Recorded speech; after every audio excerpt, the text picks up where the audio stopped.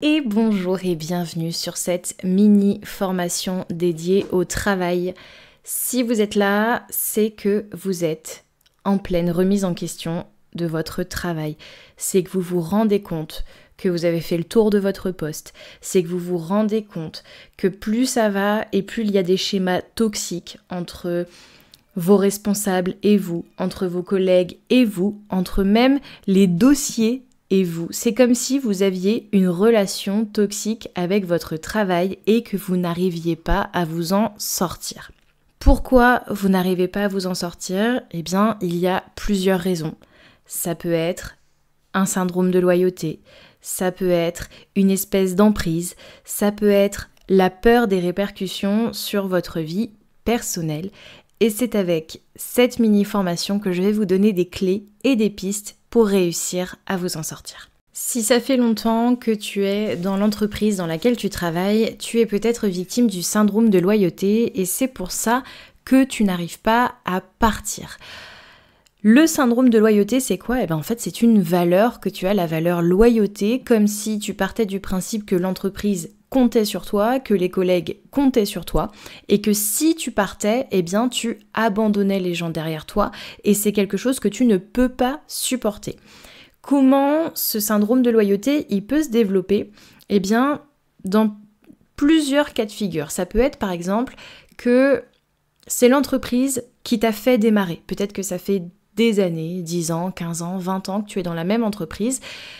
Et comme ils t'ont tout appris, que tu as grandi dans cette entreprise, que tu as évolué dans cette entreprise, c'est un peu comme si tu étais dans un cocon dans lequel tu as l'impression qu'il y a une certaine forme de sécurité. Et donc tu pourrais croire que tu t'y sens bien et qu'en fait, à force de grandir et d'évoluer dans cette entreprise, tu pourrais avoir l'impression que les petits travers des uns et des autres, c'est pas si grave et que tu peux t'en accommoder. Sachant que tu as aussi également l'impression d'avoir une place importante dans cette entreprise, comme si tu étais un maillon d'une chaîne et que si tu partais, l'entreprise ou le service dans lequel tu travailles ou les dossiers sur lesquels tu es en cours, ça pourrait s'écrouler et ça ne pourrait pas tourner. Et c'est comme ça que tu te retrouves piégé en fait par loyauté, par envie de servir correctement, par cette peur d'abandonner derrière toi des personnes qui pourraient compter sur toi. Tu t'auto-pièges dans quelque chose qui pourrait ne plus te convenir parce que quand on évolue justement peut-être que actuellement tu t'ennuies dans ton poste et tu as fait le tour, tu pourrais deviner à l'avance comment vont se passer tes journées, ça manque de fun, ça manque de surprises, ça manque d'événements imprévus. Alors ça veut pas dire que tu t'ennuies dans le sens où il n'y a pas de travail, tu peux même être surchargé de travail et pourtant t'ennuyer. Pourquoi ? Peut-être que comme tu peux, entre guillemets, tout prédire à l'avance, peut-être qu'il n'y a plus de stimulation intellectuelle. Et à chaque fois que tu penses à ça, tu peux ressentir une forme de culpabilité en te disant non mais je suis pas si mal finalement, et puis tout à coup il va y avoir une espèce de nostalgie qui va se développer quand tu vas commencer à envisager de partir de cette entreprise. Tu vas avoir donc un peu comme s'il y avait un filtre rose qui se mettait avec des petits cœurs et des petits violons qui vont se mettre à jouer pour toi la sérénade, et tu vas un peu te remémorer tous les bons moments que tu as passés, les collègues avec qui tu t'entends le mieux, les dossiers sur lesquels tu as eu des succès, peut-être même parfois des félicitations de la part de tes responsables.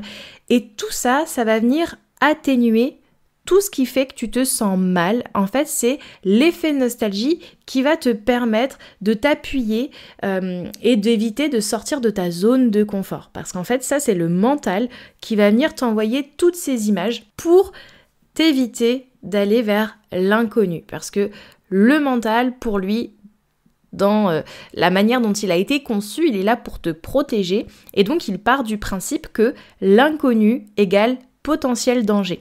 Donc, il va venir t'envoyer tout un tas de flashbacks positifs pour, d'une certaine manière, te faire un peu culpabiliser d'imaginer que l'herbe serait plus verte ailleurs. La loyauté, elle peut aussi se déclencher, même si ça fait pas longtemps que tu es dans l'entreprise, mais parce que la culture de l'entreprise, elle pourrait laisser à penser que vous êtes une certaine forme de famille. Et peut-être que toi, eh bien, la valeur famille, c'est quelque chose qui est extrêmement important pour toi. Et donc, dans le positionnement dans lequel tu te trouves, c'est comme si en partant, tu abandonnais ta famille. Et ça, c'est quelque chose qui pour toi peut être difficile, te faire culpabiliser, peut-être même te remémorer un peu ton histoire personnelle, peut-être que la famille, ton foyer ou même frères, sœurs, parents, c'est quelque chose qui a une place importante dans ta vie et donc c'est un peu comme si tu faisais un transfert que tes collègues, si tu observes autour de toi les relations que tu peux avoir avec tes collègues, eh bien peut-être que tu vas trouver des similitudes entre ta relation avec certains collègues et ta relation avec frères, sœurs, parents, etc. Et en fait, ça, idem, donc c'est une espèce de vue de l'esprit, c'est pareil, ton mental en fait qui vient t'empêcher au maximum de sortir de ta zone de confort, de ne pas aller regarder si l'herbe est plus verte ailleurs. Lui, il va venir te créer des peurs. Et la peur numéro 1 que tu vas avoir là, ça va être la peur de ne plus faire partie d'un groupe, la peur de ne plus faire partie d'une famille, peut-être même la peur que les autres t'en veuillent de les avoir une fois de plus abandonnés. En fait, ton esprit, il va venir te créer toute une multitude de peurs. Et là, on est principalement sur la peur du rejet, la peur de ne plus faire partie d'un groupe. Ce que je suis en train de te dire, c'est qu'en fait, ta loyauté à toi, ta valeur loyauté, même si c'est une très belle valeur, elle peut venir te piéger parce qu'elle est dans ta construction, le pendant, c'est-à-dire l'opposé de ta peur du rejet. Tu es loyal parce que tu aimes faire partie d'une équipe. Tu es loyal parce que tu aimes faire partie d'une famille. Tu aimes faire partie d'un groupe. Faire partie d'un tout te rassure. Et en fait, c'est sur ça que toi, tu vas devoir venir travailler. C'est sur le fait d'être en confiance, même en étant seul. Le fait de travailler seul ou le fait de partir, ça ne veut pas dire que tu es solitaire, ça ne veut pas dire que tu te fais éjecter d'un groupe. Si ça te fait peur, cette espèce de peur du rejet, en fait, c'est est-ce que c'est facile pour toi de te retrouver seul avec toi-même ? Et auquel cas, pourquoi c'est si difficile d'avoir l'impression de ne plus être aimé par un groupe ? Qu'est-ce que ça dit de toi ? Est-ce que tu mets dans les mains des autres ta valeur ?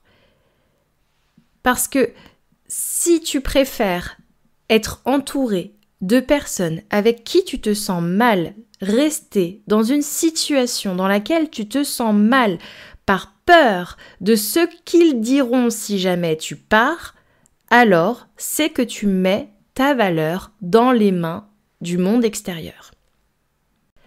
Maintenant qu'on a pu découvrir que ta loyauté, c'est aussi ta faille, c'est aussi entre guillemets ta faiblesse, eh bien, on va pouvoir comprendre que cette loyauté poussée à l'extrême comme elle l'est de ton côté, parce qu'en fait, ton revers, c'est la peur d'être rejeté, eh bien, tu vas te rendre compte que ça va nourrir des comportements toxiques, inconscients, sans doute pas faits exprès, mais bien utiles pour te garder auprès d'eux, dans le cadre de ton travail, bien évidemment.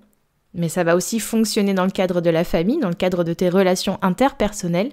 Ta loyauté peut être ta faiblesse, ta loyauté peut être celle qui te maintient dans une forme d'emprise. Je ne dis pas que tu es responsable, je dis juste que les autres arrivent à exploiter cette faille qui peut être la tienne. Par exemple, eh bien, tu vas pouvoir facilement tomber de manière inconsciente dans le triangle de Karpman, qu'on appelle aussi triangle dramatique. C'est le triangle victime, bourreau, sauveur. Si tu as tant besoin de faire partie d'une équipe, si tu as tant besoin d'être intégré, alors peut-être que tu es régulièrement dans un rôle de sauveur ou de victime, de sauveur et ou de victime.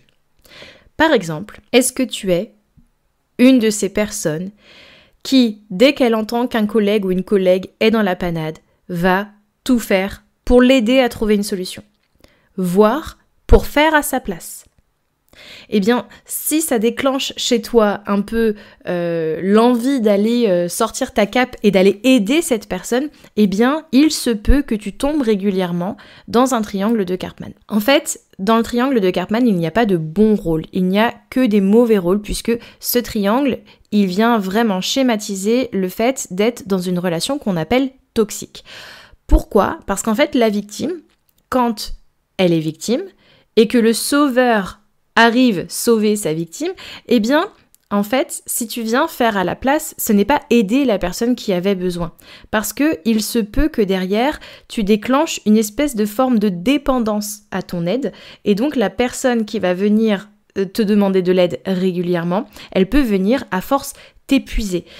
Et sauf qu'en fait, si elle continue de venir te demander de l'aide et que toi, au bout d'un moment, tu as envie de dire non, mais qu'en fait tu dis bah non, là je peux pas lui dire non parce que comment elle va prendre la chose, et que tout à coup si tu dis non et que la personne eh bien elle le prend mal et qu'elle te dit ouh t'as changé, qu'est-ce qui se passe, elle va te faire culpabiliser. Le problème c'est que cette victime va aussi devenir ton bourreau, et c'est comme ça que toi tu vas devenir la victime de la victime. C'est pour ça que quand on fait le triangle de Karpman, en fait, le circuit, il se fait dans tous les sens. En fait, c'est le bourreau vers la victime, le bourreau vers le sauveur. Tu as compris l'idée. Comment on sort de ce triangle ? Eh bien déjà en comprenant qu'on est dedans. Rien qu'en prenant conscience, eh bien c'est plus facile de faire le pas de côté. C'est plus facile d'arrêter, en fait, d'aller aider à tout va les autres. C'est plus facile de poser des limites parce que tu as conscientisé. Les autres personnes autour de toi ne sont pas forcément conscientes que vous êtes dans un triangle de Karpman. D'ailleurs, on peut être 2 et être dans un triangle de Karpman. Il ne faut pas forcément être 3 pour être là-dedans. La question à te poser aussi, c'est pourquoi c'est si important pour toi d'aider les autres ? Qu'est-ce que ça déclenche chez toi ? Pourquoi tu vas avoir envie d'aider les autres au point de faire à leur place ? Est-ce que c'est parce que toi, tu ne supportes pas de demander de l'aide ? Est-ce que c'est parce que toi, tu ne supportes pas être dans la panade ? Est-ce que c'est... En fait, ce qui est intéressant de comprendre, c'est qu'est-ce que ça déclenche chez toi une fois que tu as aidé quelqu'un ?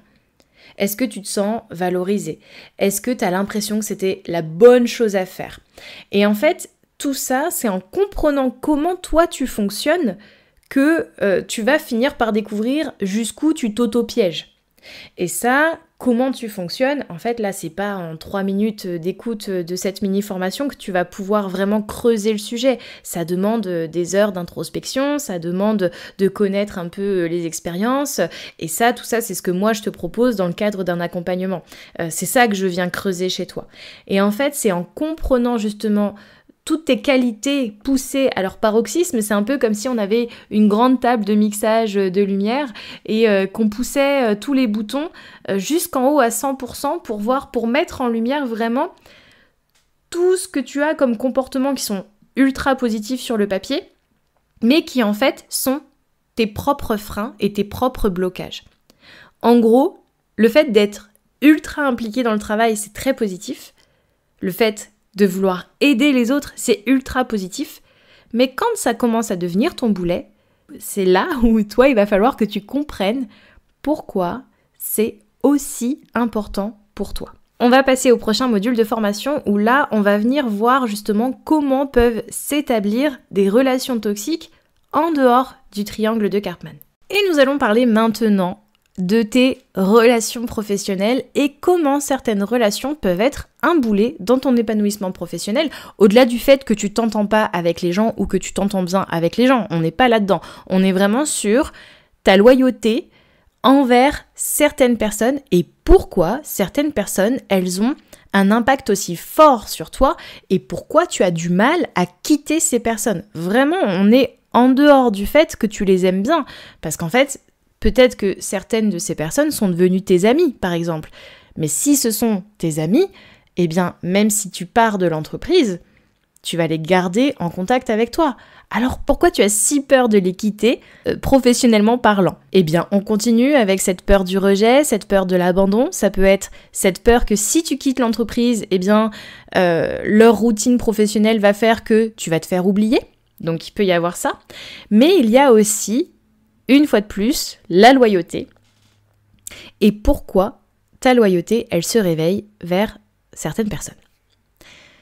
Pour venir creuser là-dessus, on va parler un peu analyse transactionnelle, les états du moi d'Eric Berne. C'est quelqu'un qui a travaillé avec Karpman, qui nous a fait le triangle de la formation juste avant, de la séquence juste avant. Selon Eric Berne, on sauterait d'un état à un autre tout au long de la journée, tout au long de la semaine, tout au long du mois, en fonction des personnes avec qui on discute. 3 états différents. Le parent, l'enfant et l'adulte.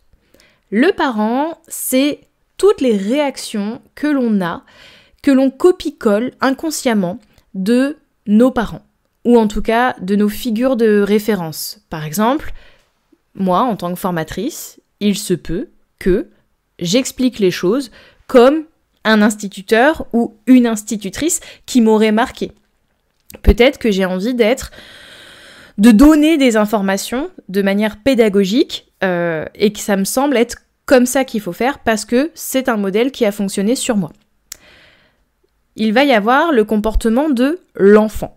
L'enfant, c'est tous les comportements qu'on va reproduire de notre enfance, c'est-à-dire qu'on copie-colle nos comportements d'enfant dans notre vie d'adulte. Je vous donne un exemple tout simple. Vous êtes face à votre supérieur hiérarchique, vous lui demandez une validation de congé qu'il vous refuse, vous allez vous mettre à bouder. Le fait de bouder, c'est peut-être un comportement que vous aviez enfant parce que quand vous boudiez, vous finissiez par obtenir ce que vous vouliez. Et peut-être que là, ça ne marchera pas avec votre boss, mais en attendant, vous ne pouvez pas vous empêcher de bouder. C'est bien pour ça qu'on parle de comportement inconscient. Maintenant, qu'est-ce que l'adulte ? Eh bien, l'adulte, c'est forcément ni les comportements des parents, ni les comportements des enfants, c'est l'ensemble des nouveaux comportements que l'on aura appris, que l'on aura découvert et qu'on va adapter à notre vie. Ça veut dire on refuse de faire comme nos parents, on a grandi, on a évolué, donc ça veut dire qu'on découvre de nouvelles manières de faire. Ici, l'adulte, il va pas pouvoir rentrer en ligne de compte dans le fait de pas réussir à partir. Parce que justement, c'est en réussissant à devenir l'adulte que vous allez réussir à partir. Il va falloir creuser dans vos schémas inconscients et notamment dans cette loyauté vis-à-vis de qui. Si c'est par exemple vis-à-vis de votre supérieur hiérarchique, ou si c'est par exemple vis-à-vis de cette entreprise qui vous a tout appris et notamment peut-être, votre responsable de service, ça fait des années que vous travaillez avec cette personne et c'est un peu comme si vous mélangiez, vous faisiez une espèce de transfert et que vos collègues devenaient un peu votre famille. Si votre supérieur hiérarchique, il vous a pris un peu sous son aile, vous pouvez avoir développé une relation parent-enfant. Et donc, vouloir partir de cette entreprise, ça veut dire quitter son parent. Et peut-être que ça va être un peu difficile parce que avec votre histoire personnelle, vos relations à vos parents, peut-être que quitter le nid familial, ça s'est fait dans la douleur, peut-être que vous avez de très mauvaises relations avec vos parents et donc vous aviez une figure paternelle ou maternelle qui vous rassurait et donc partir de ça, ça veut dire quitter cette figure. Donc, en fait, vous allez vous rendre compte que c'est ça qui vous piège. En fait, cette relation, c'est « mais je ne peux pas abandonner mon supérieur, il m'a tout appris ». Ça a été un guide pour moi, c'est un peu lui faire un petit dans le dos, c'est un peu l'élève qui a dépassé le maître, j'aurais l'impression de le trahir, etc., etc. Et en fait, cette loyauté, elle est, entre guillemets, mal placée. Parce que ce n'est pas votre parent, c'est votre supérieur hiérarchique, et c'était son rôle que de vous driver, mais pas de vous paterner ou de vous materner. Maintenant, vous allez aussi avoir des collègues, ou peut-être vous avez joué le rôle du parent, vous les avez pris sous votre aile, et vous avez l'impression que ce sont des petits oiseaux fragiles, et que si vous partez du nid, eh bien, ils vont pas réussir à s'envoler. Mais ça, ce n'est pas de votre responsabilité. Parce que dans ce cas-là, le jour où cette personne, elle va réussir elle-même à partir de l'entreprise alors que vous êtes resté pour elle, il va y avoir ce sentiment d'ingratitude qui va naître chez vous. Ce côté un peu, mais c'est pas juste. Moi, je suis restée parce que je voulais être protégée et là, t'es en train de partir. Et vous voyez, on est bien sur des relations qui sont néfastes et toxiques pour vous et ce sont vos boulets. Donc si vous voulez réussir à partir et à vous libérer de cette culpabilité, je vous invite à faire un peu un plan de vos relations professionnelles, surtout si vous sentez que ce sont vos relations qui vous retiennent, et bien de vous poser ces questions. Quel est notre rapport ? Est-ce qu'on est dans un rapport d'égal à égal, et dans ce cas-là, on a une relation d'adulte à adulte, ou est-ce qu'il y a cette sensation de protecteur-protégé ? Et si oui, dans quelle position je me trouve ? Et c'est pour ça, et c'est comme ça que vous allez pouvoir réussir en fait à commencer à vous libérer de cette relation parce que vous n'êtes pas responsable des émotions des autres personnes, encore moins quand vous choisissez votre propre épanouissement. Bon, maintenant qu'on a conscientisé tout ce qu'il y avait à conscientiser, c'est bien beau, voilà, donc tu peux avoir eu des prises de conscience, c'est cool. Maintenant, comment on se libère de tout ça ? Je te propose un exercice très simple, même 2 exercices, qui vont nécessiter que tu prennes papier-crayon. Et une règle si tu aimes tracer droit, si tu es perfectionniste. Mais ça, perfectionniste, on en parlera dans une autre mini-formation. Tu vas tracer d'abord 3 colonnes. Dans la première colonne, tu vas mettre prénom. Dans la deuxième colonne, tu vas mettre âge. Et dans la troisième colonne, tu vas mettre miroir.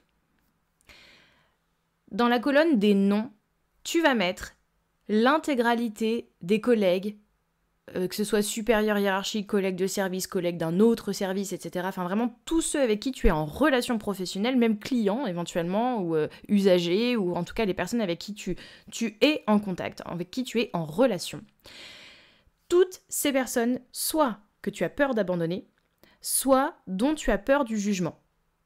Si tu as peur qu'on te critique au moment de partir, etc., de qui crains-tu les critiques ? Tu vas faire cette liste-là. Une fois que tu as mis tous les noms, tu vas approximativement mettre leur âge. Si tu le connais, tant mieux. Si tu le connais pas, voilà, à la louche, quoi. C'est pas très grave en soi. Et dans la dernière colonne, ce qui va être intéressant, c'est que tu dises à qui cette personne te fait penser dans ton entourage personnel. Il y a un vrai travail de miroir à faire. Cette personne, soit à qui elle te fait penser, soit toi, dans quelle posture elle te met. Par exemple, je sais pas, on va dire que tu as une collègue qui a entre 20 et 27 ans et toi, tu as entre 30 et 40 ans. Ça peut être, elle me fait penser à ma petite sœur, elle me fait penser à ma cousine, elle me fait penser à, la voisine du quartier à qui j'ai fait du babysitting ou des choses comme ça. L'idée, c'est de comprendre en fait ce que personnellement cette personne vient réveiller chez toi. Et ensuite, tu peux même, à la fin une fois que tu as fait la liste avec tout le transfert, c'est de rajouter une colonne avec pourquoi tu as peur d'abandonner cette personne.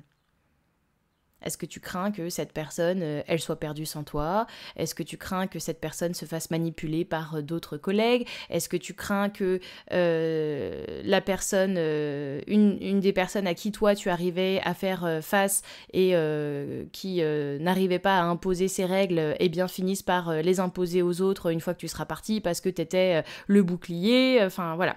L'idée, c'est que tu viennes comprendre en fait tout ce qui fait blocage personnellement, en termes de relation, à ton départ. Vraiment prends le temps de faire pause pour vraiment prendre le temps de faire cet exercice. Une fois que cet exercice est terminé, tu vas devoir prendre un nombre de pages correspondant au nombre de personnes que tu as listées. Et tu vas faire un deuxième exercice qui s'appelle l'exercice des bonhommes allumettes, bonhommes bâtons, appelle ça comme tu veux. L'idée, ça va être de dessiner un premier bonhomme Donc un rond, un trait pour le corps, 2 traits pour les jambes, 2 traits pour les bras. On n'est pas là à faire du dessin, mais si tu veux t'amuser à faire un joli dessin, fais comme tu veux, sache que le papier finira à la poubelle. Et tu vas noter le nom de la personne au-dessus de ce petit bonhomme. Tu vas faire un autre bonhomme à côté et tu vas mettre ton nom à toi.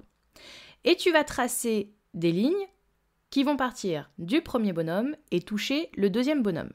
Sur chaque ligne, tu vas mettre le nom, tu vas mettre l'adjectif, peu importe, de tout ce qui te relie à cette personne. Quelles émotions te relient à cette personne, quel lien professionnel te relie à cette personne et quel lien miroir cela réveille au niveau de cette personne. Ensuite, tu vas faire un grand cercle qui entoure ces 2 bonhommes. Tu vas écrire le mot travail au-dessus du cercle et personnel en bas du cercle. Avec ta plus belle paire de ciseaux, ou ta règle, si tu veux réutiliser ta règle, tu vas découper, déchirer les liens qui unissent ces 2 bonhommes. Avec cette intention de couper les liens qui te retiennent. Une fois que tu as terminé de couper les liens, le papier doit finir à la poubelle ou brûler. En tout cas, il faut que ça disparaisse. Et tu vas devoir renouveler l'opération pour l'intégralité des personnes que tu auras inscrites dans la colonne ou dans ton tableau nom, âge, miroir et pourquoi j'ai peur d'abandonner cette personne. Il est probable que cet exercice des bonhommes bâtons doive être renouvelé plusieurs fois pour que tu arrives vraiment à couper définitivement. À quoi servent ces 2 exercices ? Ils te servent à conscientiser tes relations et à les modifier de manière à avoir le comportement d'adulte et non plus le positionnement que tu peux avoir entre parents et ou enfants. Une fois que tu as fait ces exercices, tu devrais donc pouvoir commencer à apaiser ta loyauté, à apaiser ta peur du rejet et à commencer à amorcer un nouveau départ. Si jamais c'était vraiment trop difficile de le faire en solo, je reste disponible pour te proposer un accompagnement qui te permettra justement de te libérer de cette loyauté boulée, de te libérer de l'emprise des relations et de tes schémas inconscients. Et pour ça, tu as juste à venir me voir en disant « Je veux rentrer dans le programme des audacieuses et je m'occupe du reste ». Merci d'avoir écouté, merci de ta confiance et à bientôt.